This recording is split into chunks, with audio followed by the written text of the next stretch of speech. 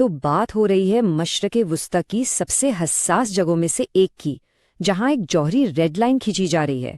اور یہ صرف کوئی بیان بازی نہیں ہے، یہ ایک ایسی اسٹریٹجک تبدیلی ہو سکتی ہے جس کے نتائج بہت خطرناک ہو سکتے ہیں۔ آئیے اس بڑھتی ہوئی کشیدگی کا ذرا گہرائی میں جائزہ لیتے ہیں۔ دیکھیں، یہ صرف الفاظ کا کھیل نہیں ہے۔ ہم جو دیکھ رہے ہیں وہ علاقائی تنازع کے بنیادی اصولوں میں ایک بڑی اور خطرناک تبدیلی کا اشارہ ہے۔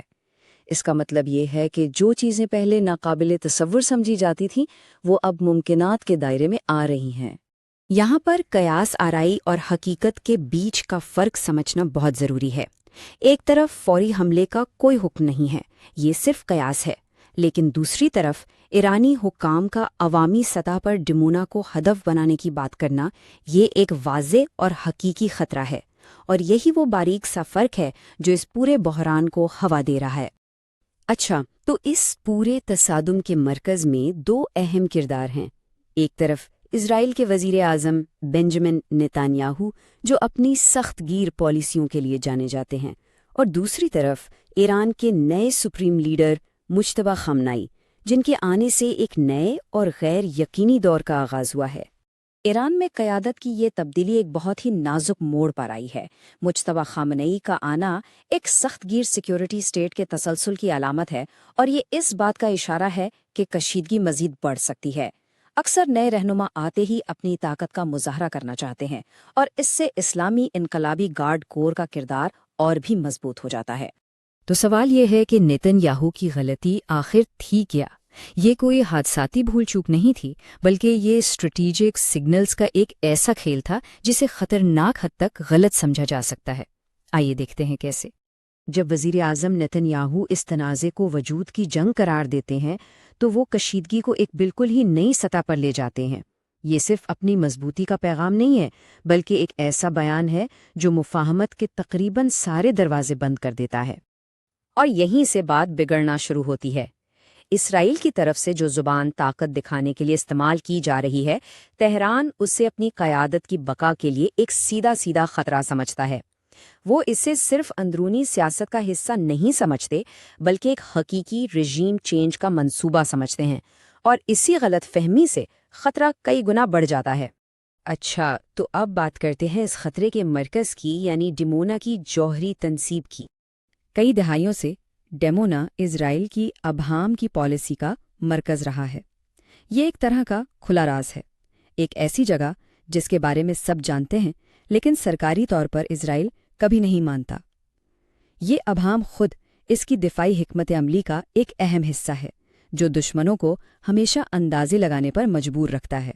اسی لیے اس تنصیب کے خلاف کوئی بھی خطرہ صرف ایک عمارت پر حملہ نہیں ہے، یہ اسرائیل کی قومی شناخت اور اس کی سلامتی کے بنیادی ستون پر حملہ ہے۔ یہ ایک طرح سے ایک نفسیاتی حملہ بھی ہے۔ اسی وجہ سے ڈمونا اسرائیل کی ناقابل تسخیر ہونے کی ایک علامت بن چکا ہے۔ اسے طویل عرصے سے ناقابل رسائی سمجھا جاتا رہا ہے، اس لیے اس کے خلاف کوئی بھی خطرہ، چاہے وہ صرف باتوں کی حد تک ہی کیوں نہ ہو، اسے اسرائیل کی بنیادی شناخت اور اس کی دفاعی صلاحیت پر حملہ سمجھا جاتا ہے۔ لیکن یہ کہانی صرف اسرائیل اور ایران تک محدود نہیں ہے۔ اب اس میں ایک تیسرے اور بہت اہم کھلاڑی کو شامل کرتے ہیں، اور وہ ہے امریکہ۔ دیکھیں، ایران کے نقطہ نظر سے اسرائیلی فوجی اقدامات اور امریکی سیاسی حمایت، یہ دو الگ چیزیں نہیں ہیں۔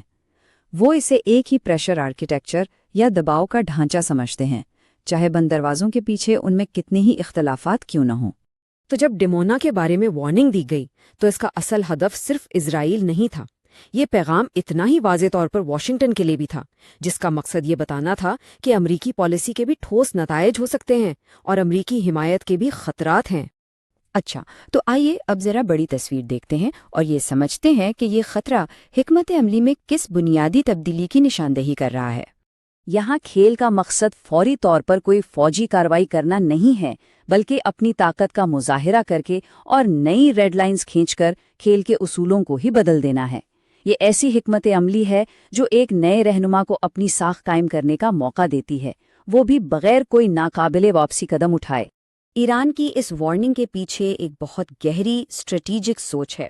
پہلا مقصد اسرائیل اور امریکہ کے لیے مستقبل میں کسی بھی کارروائی کی قیمت بڑھا دینا۔ دوسرا، اس خیال کو چیلنج کرنا کہ اسرائیل محفوظ اسٹریٹجک گہرائی رکھتا ہے۔ تیسرا، واشنگٹن پر براہ راست دباؤ ڈالنا۔ اور چوتھا، نئے سپریم لیڈر کو ایک مضبوط لیڈر کے طور پر پیش کرنا۔ تو یہ صرف ایک دھمکی نہیں بلکہ ایک سوچا سمجھا اسٹریٹجک اقدام ہے۔ اور یہی اس نئی حقیقت کا اصل نچوڑ ہے۔ کبھی کبھی سب سے مضبوط چال اصل حملہ نہیں ہوتی، بلکہ یہ یقین دلا دینا ہوتا ہے کہ جو سرخ لکیریں مقدس سمجھی جاتی تھیں شاید اب وہ اتنی مقدس نہیں رہیں۔ اس نئے تصادم میں سگنل خود ایک ہتھیار بن چکا ہے۔ اور ہم اس تجزیے کو اسی ایک سوال پر ختم کرتے ہیں، جب خطرہ خود ہتھیار بن جائے تو کیا کوئی بھی ریڈ لائن واقعی محفوظ رہتی ہے؟ یہ اس اسٹریٹجک تبدیلی کی خطرناک حقیقت ہے جو ہمیں سوچنے پر مجبور کرتی ہے کہ اس کے دور رس اثرات کیا ہو سکتے ہیں۔